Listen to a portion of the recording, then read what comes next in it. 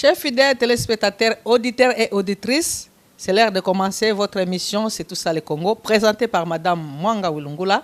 C'est la RTEC Tropicana à partir de 11h chaque lundi. Aujourd'hui, nous allons recevoir pour vous M. Robert Mouir, qui est le directeur et chef de site du complexe Upemba Kundelungu. Bonjour M. Robert. Bonjour Madame. Et bienvenue dans notre émission. Merci beaucoup, c'est gentil. Merci. Nous allons traiter avec lui 5 rubriques. La première rubrique, nous allons parler de la situation géographique des complexes Upemba Kundelungu. Deuxième rubrique, nous allons voir comment lui, en tant que sujet étranger, se retrouve-t-il comme directeur et chef de site de ces complexes. Troisième rubrique, nous allons parler avec lui comment est-ce qu'il gère ces complexes Kundelungu Upemba. Et quatrième rubrique, nous allons parler des difficultés qu'il est en train de rencontrer dans l'exercice de ses fonctions. Cinquième et dernière question, nous allons parler avec lui où est-ce qu'il trouve, ou bien il va trouver les ressources pour gérer ces complexes. Enfin, nous allons conclure.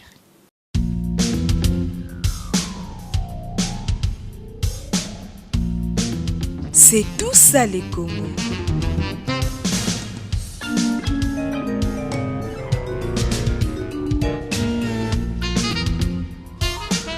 À la découverte du Grand Congo.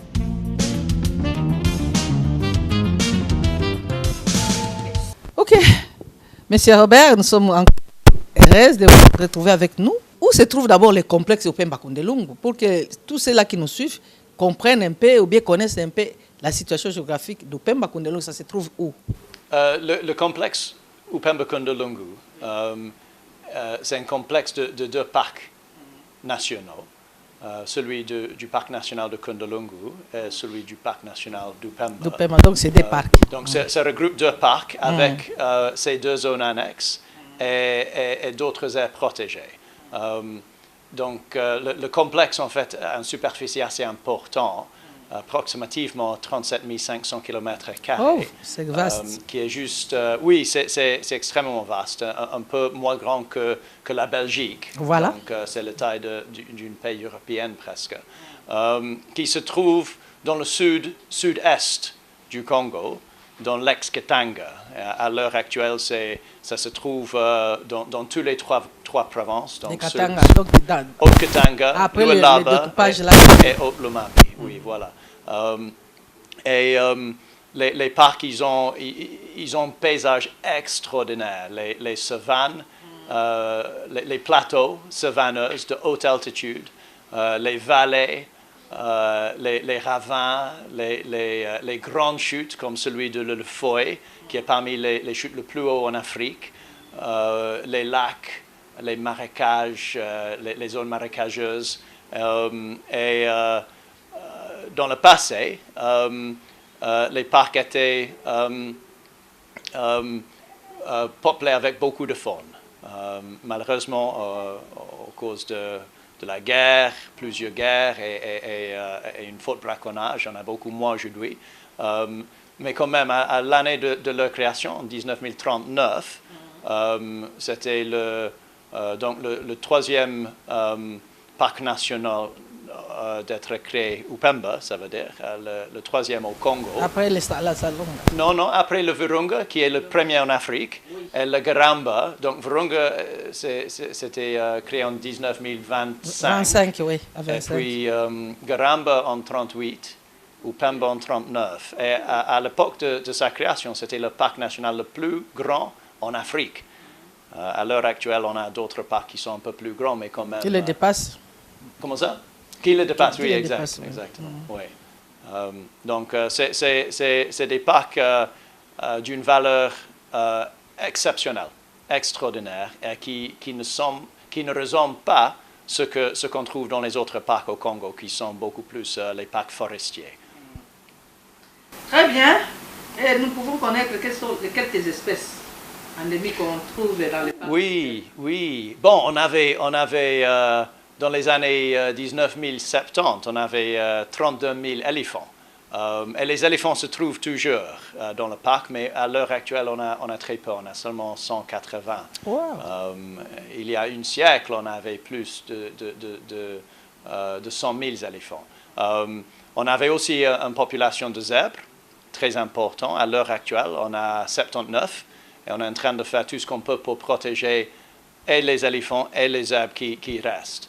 Il y a le grand koudou, il y a le sable, le rowan et d'autres antilopes assez importants.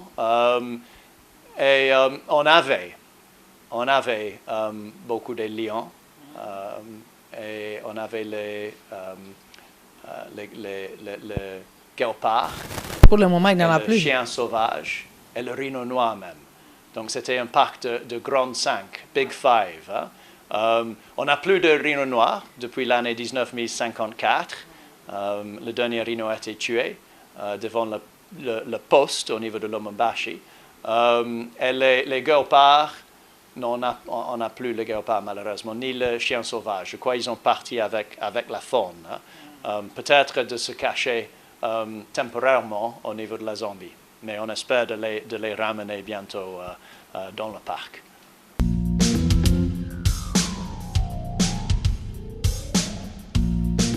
C'est tout ça les Congo.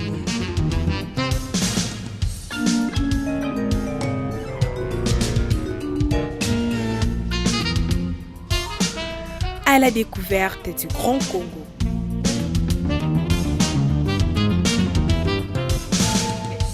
Très bien, monsieur Robert, pour la connaissance que vous montrez de ces complexes que vous êtes en train de diriger. Maintenant, comment vous retrouvez-vous là? Parce qu'en vous voyant, vous êtes un étranger. En ce que je cherche, vous êtes un sujet britannique. Voilà, c'est ça. Comment vous retrouvez-vous comme directeur et chef de site de ces grands complexes Upemba Kundelungu? C'est la Grande-Bretagne qui vous a placé?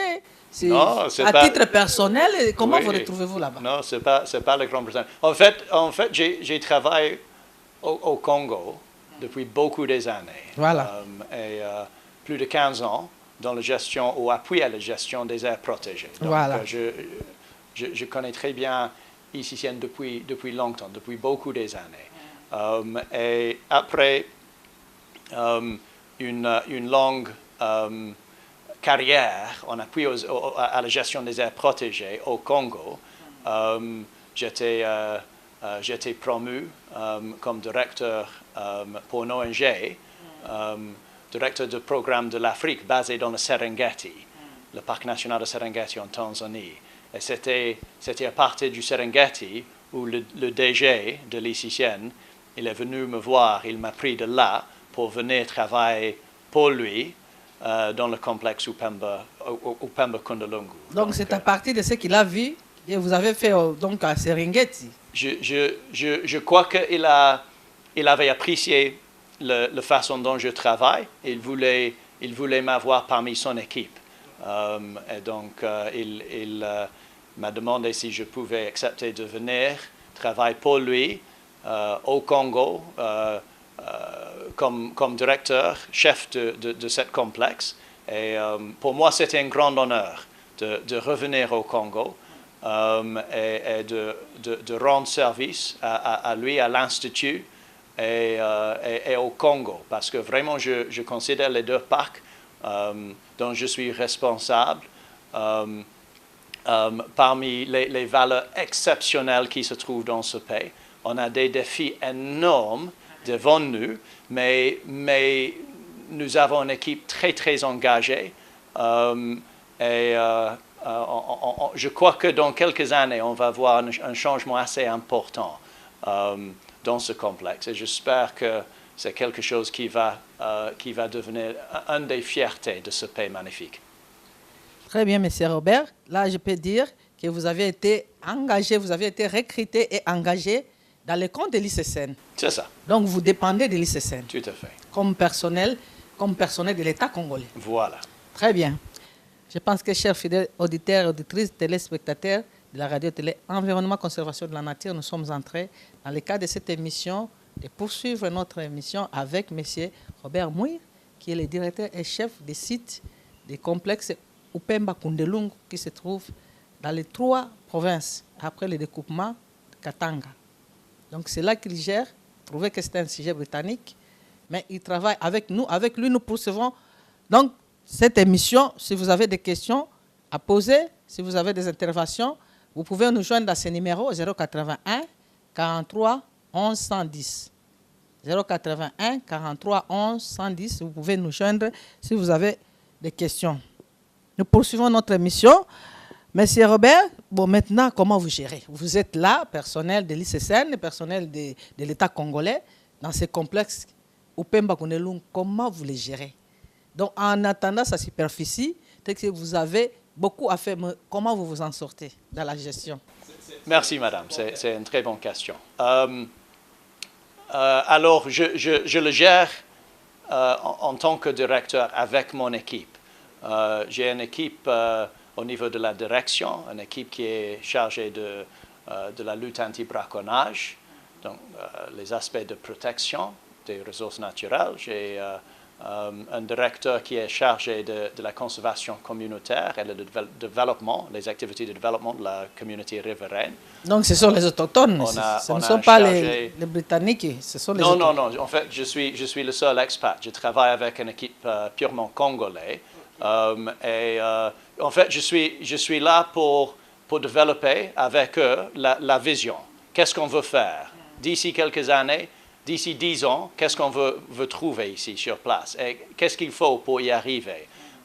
Je suis à le service de mon équipe et mon équipe est à le service de tout ce que, de tous les gardes en fait, hein, tout ce qui travaille en dessous d'eux. Et finalement, nos activités seront mesurées, seront jugées par le résultat sur le terrain. Ça veut dire le parc, la faune qui est là, la communauté qui sont en train de tirer un bénéfice important. C'est ça, donc la population riveraine. Voilà, oui, tout à fait. Et en fait, en termes des activités, une grande partie de l'effort à l'heure actuelle, c'est dans la protection, les activités de protection, parce qu'il y avait une forte braconnage qu'on avait trouvé sur place. Surtout qu'il y a des éléphants. Il y a des éléphants, seulement 180 qui restent. On a des équipes 24 heures par 24 heures derrière les éléphants en train de les suivre. Qui doivent veiller parce qu'on a besoin des cornes là. Oui, les dents, les voies, les points des éléphants sont tellement recherchés. Et il y avait une forte braconnage dans le passé. À l'heure actuelle, la population est stable. Et nous sommes en train de démanteler le réseau de braconnage. Il y a quelques mois, on avait arrêté le braconnier le plus célèbre, le plus important de l'ex-Katanga, qui est responsable pour presque tous les massacres des éléphants pendant les dernières années. Il est aux arrêts. Oui, il est dans le cachot à l'heure actuelle. Bon, on travaille avec les autorités également sur place pour y arriver. Mais depuis alors son arrestation, on n'a plus connu un cas de braconnage des éléphants. Bon, dans la vallée de l'Ufera qui traverse le parc Upemba, on a toujours certains groupes de Maïmaï. Donc des gens isolés. Oui. Ça pose une menace quand même. Une menace à la stabilité de la région. Donc, on est en train de travailler afin qu'on stabilise les parcs et par cela, on contribue à la stabilité de cette région. Et puis, sur base de la paix, nous allons commencer à construire. Ça veut dire on va commencer à repeupler le parc en faune en provenance de la Zambie et Zimbabwe. On commence avec les herbivores. Vous avez déjà commencé à faire des contacts avec les On est en contact avec ceux qui peuvent nous aider, certainement. Trouver la faune, on commence avec les herbivores. Une fois que nous avons une bonne base de herbivores, on commence avec les carnivores. Donc le lion, le guépard, le chien sauvage. Et puis éventuellement, on veut réintroduire le rhino noir. Mais ça peut-être dans 5 ans, pas tout de suite. Hein.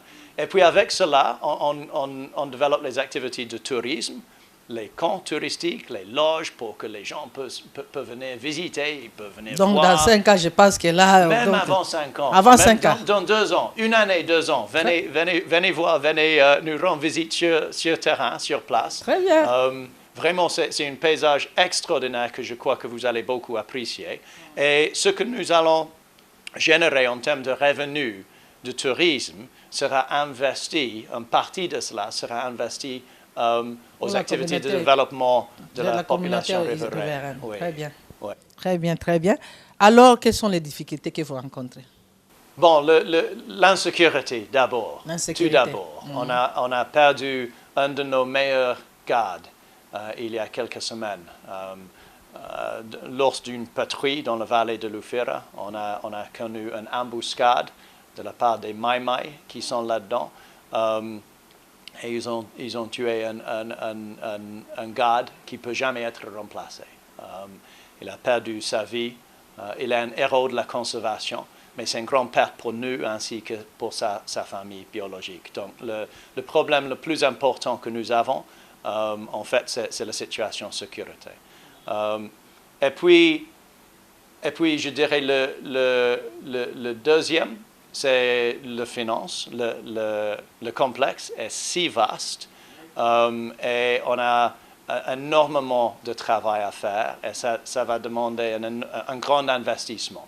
Donc, c'est parmi les défis que nous avons où trouver ces moyens. Et puis l'infrastructure routière et autres. Pour arriver au quartier général du complexe, à Lusinga, là où j'habite, là où je travaille avec mon équipe, pendant la saison pluvieuse, ça peut prendre entre 2 jours, à partir de Lubumbashi, pour y arriver, entre 2 jours et 2 semaines. Donc les routes ne sont pas bonnes. Oh, on peut cacher les camions facilement dans les trous qui se trouvent là-bas. Les ponts sont cassés. Et donc, il faut traverser les rivières avec les grands camions, avec les petits véhicules et tout. Et c'est vraiment difficile. Hein. C'est pour dire que donc, pendant la saison pluvieuse, vous êtes on est isolé. On est complètement cut-off, isolé. Mais il y a un projet encore de réhabilitation des routes principales. Et je crois qu'avant la fin de cette année, ce problème sera résolu. Mais les derniers quelques mois pour nous étaient assez durs. Déployer les gardes, assurer le revêtissement en ration et carburant pour les véhicules était presque impossible. Donc oui, c'était vraiment difficile pour nous. Donc voici les 3 choses peut-être qui sont... Est-ce que vous avez suffisamment de gardes pour assurer la protection? Vous en avez? Oui, en fait, c'est beaucoup plus une question de qualité, de quantité. Et on a passé tous les gardes par un processus de revue technique et opérationnel la fin de l'année passée. On est en train maintenant de faire un recyclage pour un grand nombre de nos gardes. Il y a d'autres gardes qui attendent maintenant le retrait. Et nous sommes en train de former à l'heure actuelle les nouvelles recrues, les jeunes aspirants gardes entre l'âge de 18 ans et 25 ans qui ont été sélectionnés des communautés riveraines tout autour du complexe. Donc, on aura, c'est un processus. Le recrutement demande les moyens ainsi que le salaire et le prime, les soins médicaux et autres aspects sociaux que nous devons nous assurer.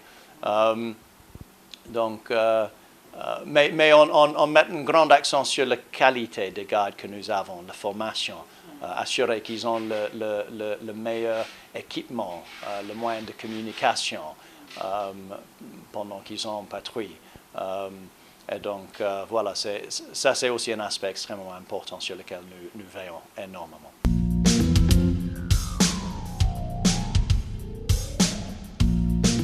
C'est tout ça les Congo.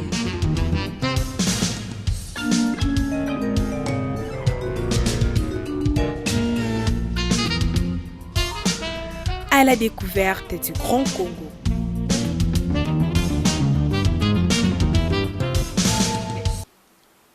En fait, il y a plusieurs aspects. Un, c'est comment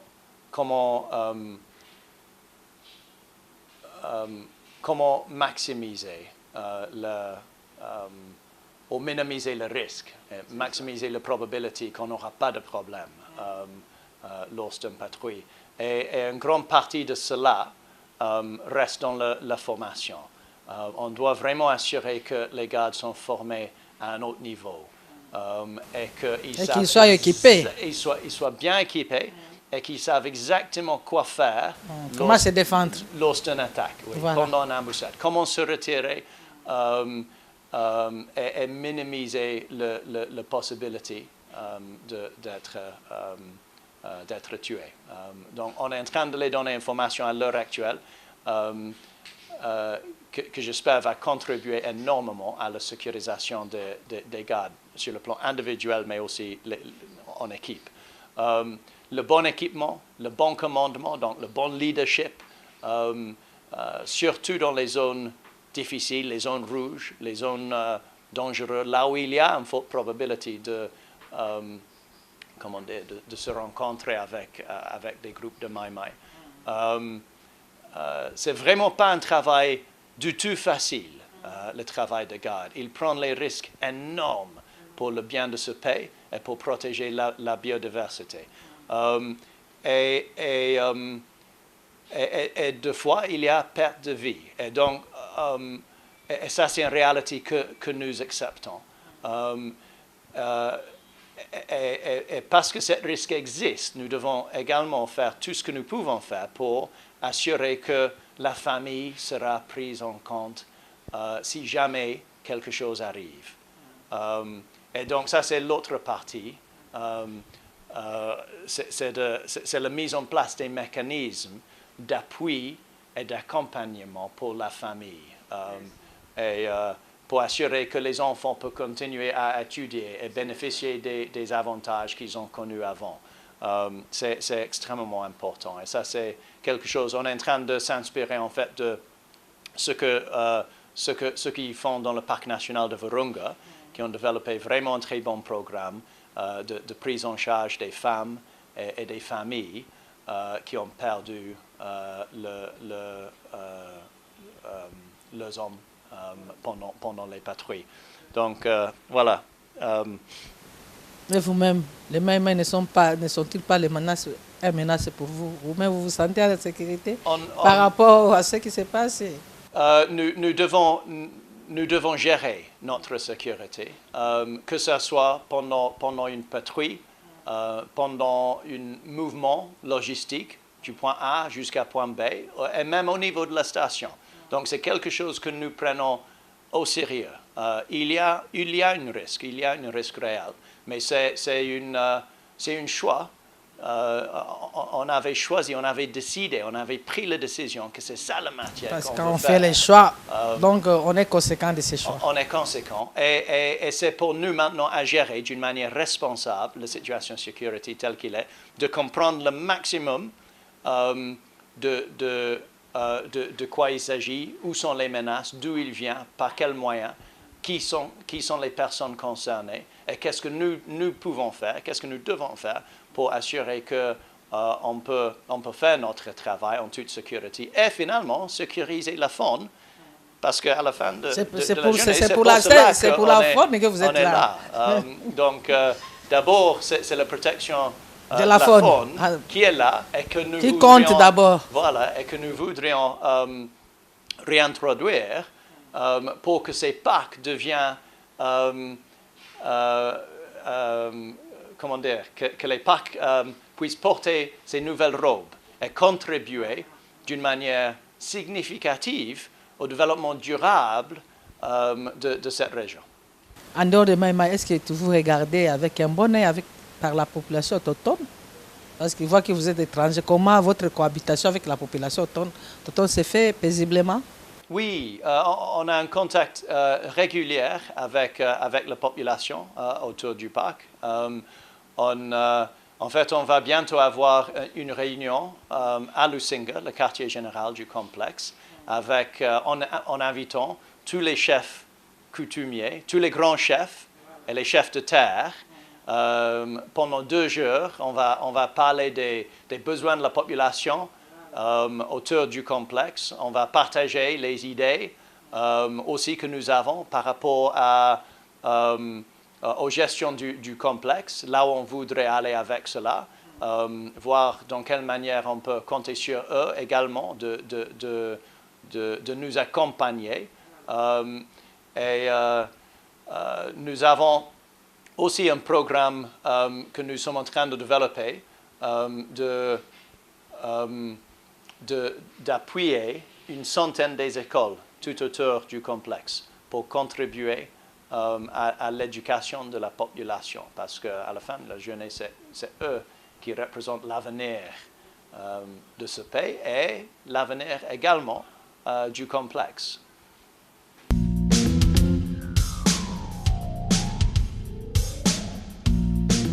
C'est tout ça les Congo.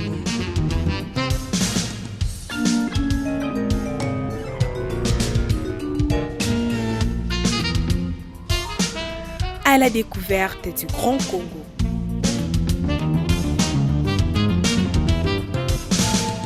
Très bien.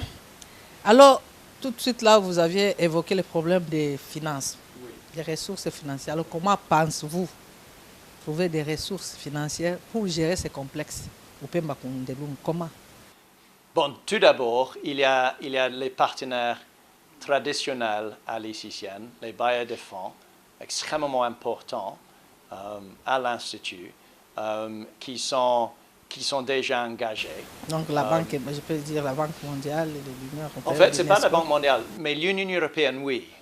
L'Union européenne va très très bientôt commencer un projet important de plusieurs années. Et la mission préparatoire est déjà en cours pour cela. KfW, donc la banque allemande, a déjà commencé et ils sont déjà engagés. Et puis il y a d'autres partenaires tels que the Elephant Crisis Fund et Save the Elephants et la Fondation Segre qui nous accompagne, surtout dans la protection des éléphants. Et donc, je crois que nous avons une base des partenaires qui peuvent nous assister. Qui sont déjà engagés pour vous assister. Oui, mais le besoin de gérer, de protéger et de développer ce complexe va très loin. Donc, on est en train de voir comment diversifier nos sources de revenus. Une source importante sur laquelle nous pouvons compter, en fait, vient à travers les activités de tourisme. D'abord avec les touristes qui viennent de Lubumbashi et Kolwezi, et puis éventuellement peut-être les touristes étrangers. Donc ça, c'est le premier pari à gagner, donc, le tourisme, voilà, donc voilà, de mettre voilà. sur place. C'est extrêmement important. Qui vient, passe le week-end, passe une semaine, faire le camping, le chevaux, voir les chutes, faire le canoeing, voir les oiseaux ou le pêche sportive. Donc, il y a plein de choses que nous sommes en train de voir comment développer pour attirer les touristes. Et surtout que vous aviez dit que c'est d'ici une année, donc nous, on a l'envie vraiment de vivre ça, de voir ça. Parce Très bien. D'ici une année... Et je vous invite, d'ici une année, de venir faire une émission à partir du complexe. Venez nous voir dans le parc Upemba. Vous êtes le bienvenu. Merci, nous serons là. Il sera intéressant de voir comment on a avancé sur ce plan-là. Voilà. Très bien, Monsieur Robert Mouir, pour toutes ces précisions. Nous avons été ravis vraiment de votre présence et surtout de tout ce que vous venez de nous parler. Je tiens à vous informer, chers fidèles téléspectateurs, auditeurs, auditrices de la RTEC Tropicana, que nous étions là avec M.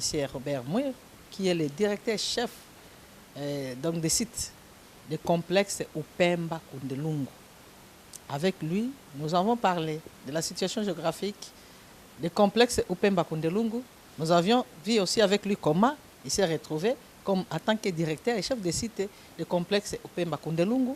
Nous avons aussi donc vu avec lui comment la gestion s'est faite au niveau de Upemba Kundelungu, les difficultés aussi qu'il rencontre par rapport à tout ce qui se passe, les maïmaï, les braconnats, tout ce qu'il y a comme difficulté.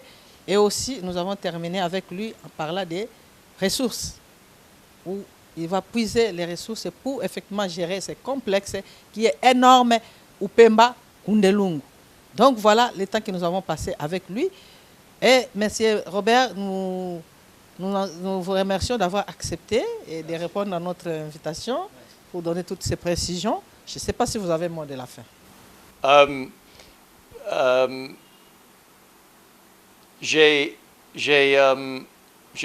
veux peut-être terminer juste pour dire que c'est vraiment un honneur. Je sais que c'est assez exceptionnel de voir un étranger ici qui travaille pour le gouvernement. Pour moi, c'est un honneur et une grande joie d'être parmi une équipe avec une vision, une équipe dynamique et une équipe qui veut vraiment aller de l'avant. Comme je vous ai dit, je vous invite de venir dans une année et voir la réalisation accomplie sur terrain. Donc, merci beaucoup. Nous vous remercions de nous avoir suivis, chers fidèles téléspectateurs, auditeurs, auditrices, dans le cadre de cette émission. C'est tout ça le Congo. Nous remercions Seleman Junior, nous remercions Job, qui nous ont accompagnés comme équipe technique, et nous vous remercions, vous tous, chers fidèles téléspectateurs, auditeurs, auditrices de la RTEC Tropicana. Restez toujours branchés dans cette chaîne, vous ne serez jamais déçus. D'ici là, portez-vous bien, nous allons encore nous retrouver prochainement et nous allons parler du parc de Virunga. Ciao.